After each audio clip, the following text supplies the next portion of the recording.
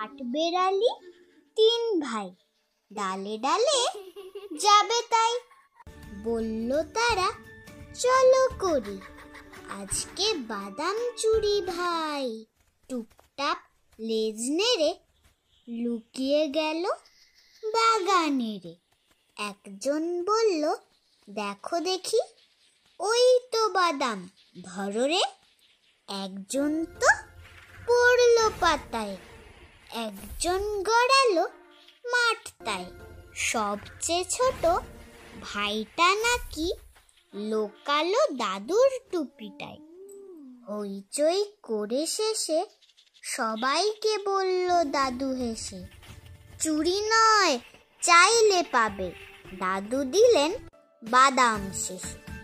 লাফিয়ে তিন কাঠবেড়ালি বলল শেষে দম নিয়ে, চুরি করা নয় গো ভালো, বাদাম খেলেও খাওয়াচ্ছে।